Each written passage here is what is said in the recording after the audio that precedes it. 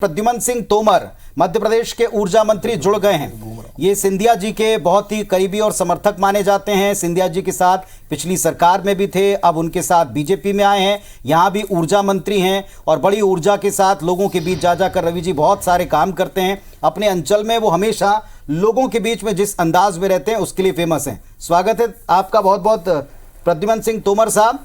और इस बात की आपको भी जानकारी होगी, अगर आप देख रहे होंगे हमारा सर्वे, सरकार आपकी लोग बड़ी क्लोज फाइट है लेकिन फिर भी आपकी बनाती दिख रहे हैं। तोमर जी, आपको क्या लगता है कि हमें अभी शुभकामनाएं आपको दे देनी चाहिए कि नहीं? अभी तो लगता है जो हमारा ओपिनियन पोल दिखा रहा है कि वो कड़ी टक्कर है इसमें।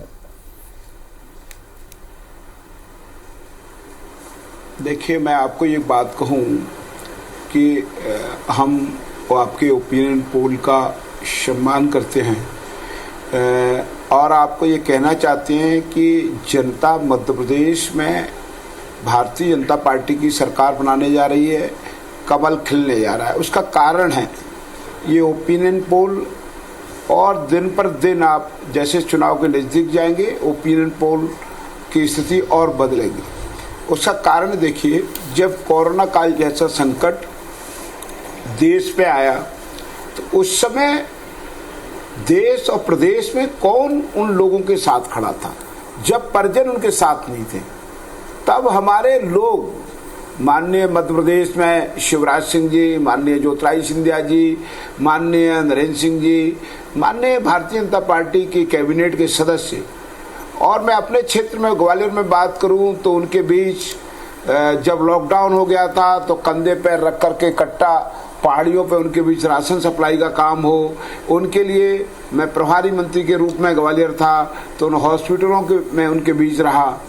तो ये देखिए कि उस समय संकट के समय में कौन रहा जनता के साथ। आप ये देखिए, जब बाढ़ आती है शहर में, तोमर साहब थोड़ा सा, तोमर साहब आपका भी वक्त बहुत कीमती है और थोड़ा सा हम भी आपका एक और सवाल पर उत्तर जानना चाहेंगे। आप विस्तार से जानकारी दे रहे हैं लेकिन मैं सीधे सीधे सवाल पर आता हूं। कट्टू, मार्जिन बड़ा कम है और अगर आपने चेहरों का मोह नहीं छोड़ा, और आपके अंचल की तो मैं बात ही क्या करूं, वहां पे भी हमने जनता के बीच जाकर बातचीत की है, अगर वहां आपने नए और फ्रेश फेसेस को मौका नहीं दिया, वहां की भिड़ंत को वक्त रहते सॉल्व नहीं किया, तो मौका भी कांग्रेस के पास भी बहुत दिखता है।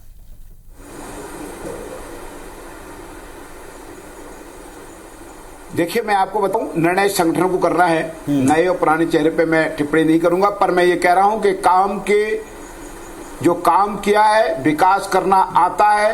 लाडली बहना की स्कीम हो, चाहे लाडली लक्ष्मी योजना हो, चाहे गरीबों की जितनी जन कल्याणकारी योजनाएं हैं, और मध्य प्रदेश में विकास का, चाहे रोड के क्षेत्र में जाओ, चाहे सिंचाई के क्षेत्र में जाओ, चाहे शिक्षा के क्षेत्र में जाओ, सीएम राय स्कूल हो, चाहे आप किसी भी क्षेत्र में जाओ, मध्य प्रदेश में विकास हुआ है।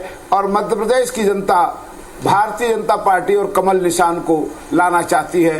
ये मानसिकता आप गए हैं, आपके सर्वे में ये झलक आई होगी। तोमर जी, ये बताइए कि जो आप लोग आए, बीजेपी को जो समर्थन दिया सिंधिया जी के साथ, तो क्या कोई ऐसा वादा है कि सबको टिकट दिया जाएगा, या हो सकता है कि उसमें भी ये देखा जाए कि कौन जीतेगा उसी को टिकट देंगे?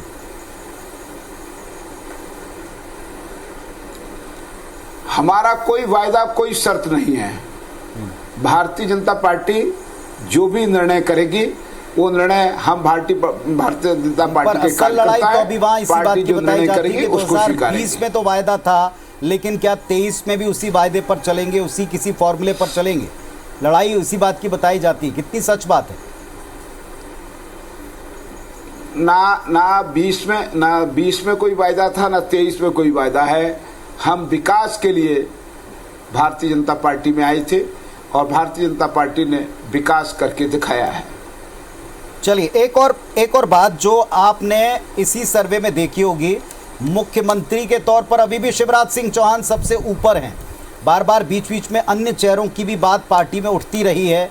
आपको लगता है उनकी पॉपुलैरिटी से मैच करने वाला कोई और है पार्टी के भीतर?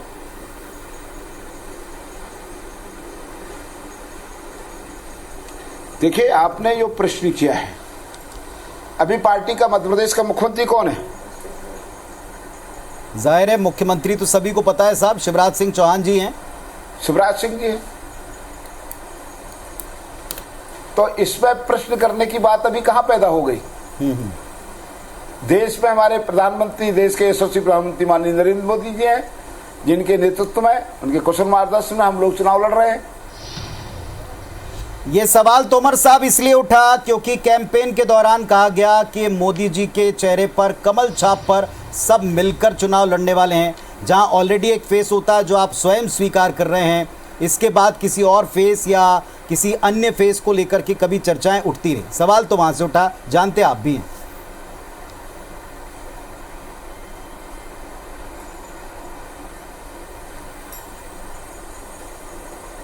देखिए, मैं आपको फिर कहना चाहता हूं कि पार्टी में नेतृत्व के लिए कोई लड़ाई नहीं है। पार्टी का नेतृत्व, राष्ट्रीय नेतृत्व जो तय करता है, हम सब उसके मुताबिक काम करते हैं। हमारा एक ही पहचान है, कमल निशान।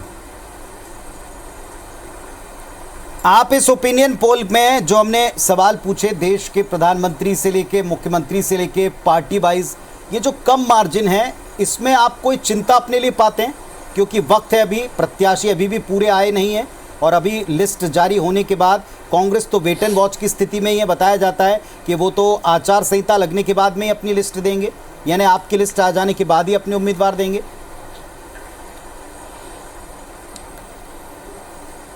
देखिए, मैं एक बात आपसे साफ कहना चाहता हूं आदरणीय जी, कि भारतीय जनता पार्टी का कार्यकर्ता 5 साल चुनाव लड़ता है, 5 साल जनता की सेवा करता है और हर समय उनके बीच रहा है। ये संकट उनके सामने खड़ा हो रहा है, उनको चिंता करनी है कि जो 4.5 साल उनका उड़न खटोला कहीं नहीं दिखा, उनको चिंता करनी चाहिए कि अब वो जनता के बीच कैसे जाएंगे, कैसे चुनाव लड़ेंगे, कैसे लिस्ट जारी करेंगे।